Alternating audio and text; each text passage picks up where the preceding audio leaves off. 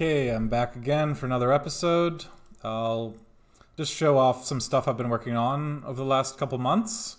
The thing is, I've been wanting to do like an update once a week, but basically some of the stuff I work on I can't really show in the videos. For example, like if I'm rewriting old code, and so yeah, I did have a lot of old code to rewrite. So I just took a little break from the videos. That was the main reason. I'm making this game using a library called Pixie.js, and it's not hard to use, but it's not really that easy either. Like the vast majority of games using Pixie.js are also using a game template, like Phaser, for example. When you don't use the template, there's certain pros and cons, but the con is there's way more work involved, basically. So yeah, since it's such a large game and I hadn't used Pixie.js before and I'm not using a template, that's the main reason why I've spent so much time rewriting my code. Although the other issue is I'm just not working enough hours. Since I have like a job and this is such a large game, in order to actually make the game in a reasonable time frame, I have to work like 2 jobs essentially. So I haven't been doing anywhere near that. So that's also why I took a break from making videos. But anyway, so one thing I did since last time is this language control system. I'm actually gonna have to change this. Originally, there was gonna be these language controls on the website, which are on every page. So this is like the, to choose the language, and this is to full screen. The full screen will only be on the play game page, but on the website like dungeonname.com, you'll have this like language control on every page. So yeah, the main thing is I'm just gonna change how it looks. And right now the language control, basically, I need a version of the language control that can also be in the actual game, like on the settings menu in the game. So that's the problem with this one. Yeah, I was originally going to support 32 languages and just Google Translate them. But then I decided I'd rather support fewer and do like pay people to actually do real translations. So I am going to use these language controls, but not for this many languages, and they're not going to look like this. So yeah, with the language, the cool thing about it is it updates the website, like the title of the page, this HTML here, but then it'll also update the actual game itself, and it'll update everything without a page refresh. And then if text, every time there's like text, in most cases, I'll specify like a max width, like on this button. So if it goes past the max width, like here, then it'll break down to a next line. And then not only do I change the text when you change the language, but I also have to reposition the text. So if it's like 2 lines, then I move it up a bit. But yeah, just doing it without a page refresh is a lot of work, basically. So yeah, that's one thing. You can also, if you're playing on like a small screen, it'll resize smaller buttons. And then also, if you come to the site, like if I make like an ad for the game to play it in Chinese, I'll just link, let's say lang equals Chinese. So then when you first come to the site now, it'll just start in Chinese. Yeah. So a lot of games, they don't support multi-languages, but I think if you do it right, it's worth it. Although 32 is overkill. I'm only going to do like 5 or something like that. So yeah, that was the first thing that took a bunch of work. I'm semi-happy with it, but it'll be better. The actual full version thing is going to be better. So anyway, I'm going to go over to the current version of the game now.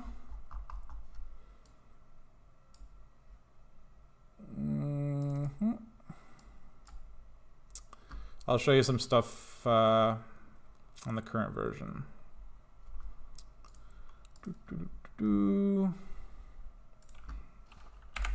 This is just so that I can say dungeondame.loc. This is like a file you can use to create like fake domain names, basically.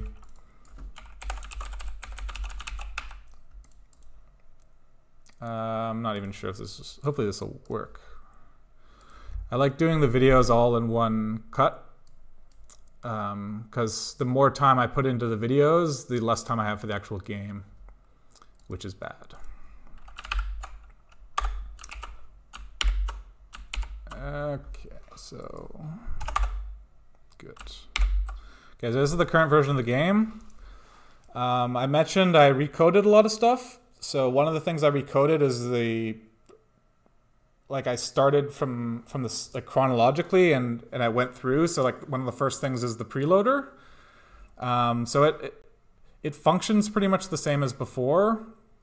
The main difference is on every loading screen, like you know, when you first come to the game, there's a loading screen, and then throughout the game, there's various loading screens. There's going to be a like an image, like of just something to look at on each loading screen. So it's gonna there's gonna be like maybe 10 playable characters in the game that are each dames, like real women, like wearing a costume and stuff, like I mentioned in the previous video. So on every loading screen, it's gonna pick a random dame and then show her with a random hair color. So right now I have 2 dames. You could see like the stickman's facing forward, that's one dame. There's another stickman facing right, so it's another dame. So there'll be like 10 different dames and different hair color, and it's just something cool to look at on the loading screens. So anyway, then I started working on the main menu, and the main thing I've been working on the main menu are these buttons. So I'm gonna have like a few different styles of buttons that I use throughout the game. And these are going to be the main ones, so like the most important ones. Yeah, because they're appropriate for the main menu, but I can also use them in a variety of situations. So these are going to be like the main button class that I use. You can use the arrow keys to change which one's selected, and there's also going to be hotkeys. It's going to say like N. There's going to be like a little circle with a hotkey in it. It'll say N, C, F. Yeah, and then unlike normal buttons, you can't use the mouse. If you try to use the mouse, it'll just show a tooltip that says use the keyboard. Except the exit game button. The exit game button you can use the mouse on. But yeah, the entire game is meant just to use the keyboard. So I allow you to use the mouse on the preloader, and then once you get to the main menu, I just stop allowing you to use the mouse, and I just tell you to use the keyboard. So yeah, these buttons, oh yeah, the other thing is the icon you see, this like book, is just a placeholder. It'll be like a much better looking icon in the real game. And the icons are going to be animated. So when the button's in its off state, it'll just show normally, and then when it's in its on state, it'll actually animate the button or the icon. Yeah, so when the button is in its off state, it's just wood, and then when it's in its on state, it has this gold rim, and then when it's disabled, like the load game button, because you don't have any load data, it's just like metal. Yeah, so I'll give you. There's also these buttons aren't completely done, but I'll just give you a little tour of how the buttons work.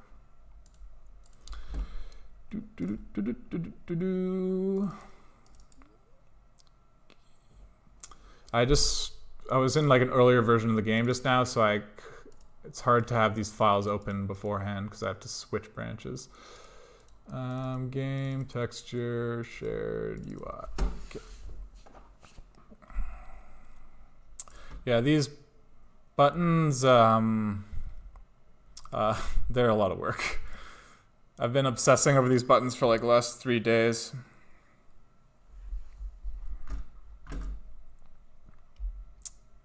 So this is the sprite sheet for the button. So you have a border, like this black thing here. Then an engraved design. It's supposed to be like Celtic style, it's not really Celtic style, but it's supposed to just be like a cool design that's like engraved. And then there's 3 borders, wood, gold, and metal. And then like an inner shadow, which you can just barely see. Like right in here, there's a little shadow. Then there's the wood textures, 3 different ones. So you could see like this wood is different than this wood. It's only showing 2 of them right now, actually. Yeah, so now you see like this texture is different from this one, which is also different from this one. So there's 3 different woods. Then this is for the shadow. Having it all in one image there's different ways of doing it. You don't necessarily need to have an extra image for the shadow, but I've decided to do it that way. And then there's some other stuff for the tooltips. These are for the tooltips. These get split into 3, so the tooltip can change size. So when you have all these images, you then write code, obviously. Oh God. Is this the wrong version of the game? Okay. I'll show you just my main button class. Just so you can get an idea of like, if I were using Phaser, an actual game template, I wouldn't need to write a button class, or it wouldn't be anywhere near as much work. But like this is, so we got like 1,500 lines of code so far. These are all the functions. So there's creating a button, then initializing a button, sometimes you combine the construct and the initialize, and sometimes you split them apart. There's like various reasons why you would split them apart. Here I have to split them apart. So I have to set up the image, the tooltip, the positioning and everything, shadow, then set up like various filters, make the mouse detect, then like update, when it's on and off the animation. You have to like, specify when it hovers, when the button is selected, what happens, when it's unselected, what happens. There's just like every possible thing that can happen with a button is happening in this class. And then when you create a button, you specify all the different features it has, basically. So I have this generic button, and then I have like a main button, which extends the generic button. So I just say the main button, it has a certain texture, you can click it, it has an icon, it has a shadow. When you like select it, all these 5 things change. All this stuff is animated. So like I can use my button class to as like a starting point when I create new buttons, so that it has like all the features that like various buttons could have in common. I don't have to recode them more than once. Basically, it's called object-oriented programming. But doing like proper object-oriented programming for a button class is quite a lot of work. And in JavaScript, you can't really, you have to like do pseudo object-oriented programming because there's no thing called interfaces. In order to properly do object-oriented programming, you need interfaces. So it's a little bit trickier even in JavaScript. But yeah, so like this is all the code you'd need just to make the button like respond like it's supposed to. And then I have a whole bunch of classes like the color. So now this is all the colors that you might find on the button. There's a whole bunch of different colors. Then there's like positioning.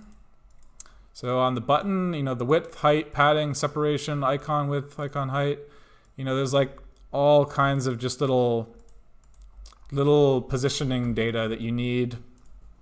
Then there's style. So like for the buttons, I have a whole bunch of different text styles. And then there's like the text that you'd see on each button. So here I just, for testing purposes, I added 32 different languages to some of the text. Then this is one where I added a variable in the text as well. But yeah, like, so here I could specify what it says on the button. So this is the settings button. It should just say settings here. So now it says settings. I can also do, like, if I want to support more than one language, I can go like this. So say when it's English, I want it to say settings, but when you're in Arabic, I want it to say something else.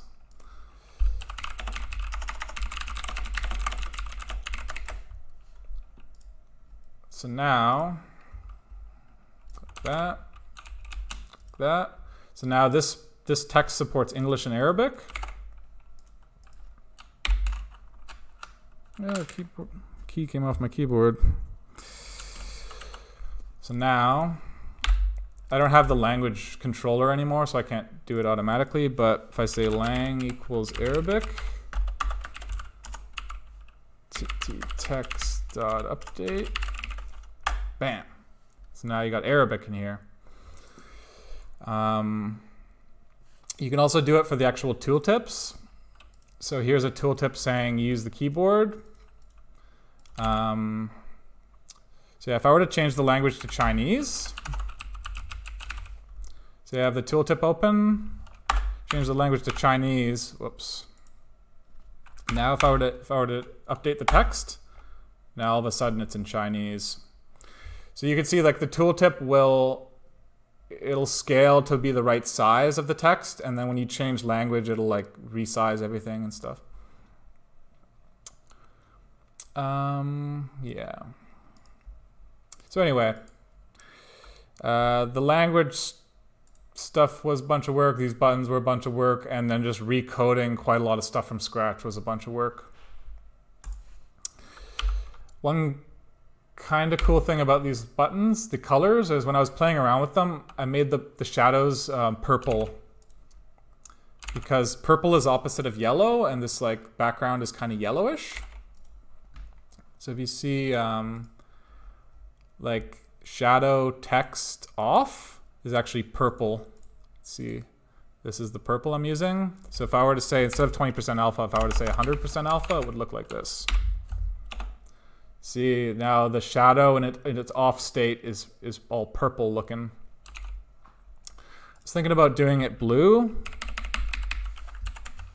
This, because blue kind of also looks good, but it's a little bit too weird. Normally I would do black like this.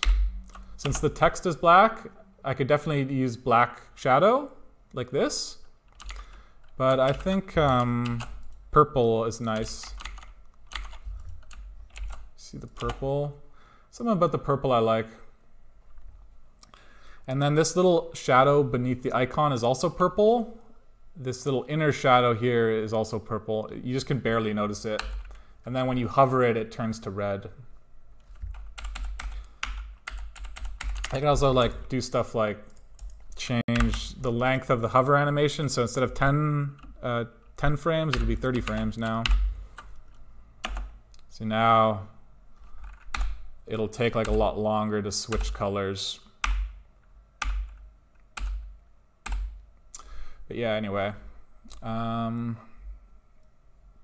guess that'll be it for this episode. My plan going forward is I have to actually finish these buttons. There's still some more stuff to do with them. I can show you my notes actually if you want. So the notes aren't meant for other people to see, so they're not written very well. But I have to add hotkeys. I have to add a mask. So, like, if the text bleeds out of the button, I'm going to add, like, an extra outline on the text. I'm going to randomly flip the background, randomly flip the border, so that each button looks a little bit more unique. Exit game has to be on more than one state. The tooltips, I want to have a tooltip for when a button opens a new window. So like this button opens a new window. So when you select it, I want it to show the tooltip right now saying open new window. And then when you move the mouse over it, then I want it to say use keyboard. So there's like a double tooltip kind of. Yeah, that's basically it for the buttons. The buttons are actually almost done. So yeah, I'm gonna finish the buttons. Then I'm gonna do like a basic game select screen, like character select screen. Then there's gonna be like a difficulty screen, basic one, basic attribute distribute screen where you say like strength and agility and stuff. You give points to your character. And then there's gonna be like an overworld where you go around a map to choose which level you go to. And then from the overworld, you get back to the level, which is what I was working on before. So I'm going to do a bunch of like basic menu type stuff before I get back to the actual game. The main thing I'm looking forward to is the overworld. I had a bunch of ideas for the overworld. Yeah. So I'm kind of just getting like the basic menus out of the way to get to the more fun stuff, which is the overworld and the actual game. And one cool thing, which I also was coding, is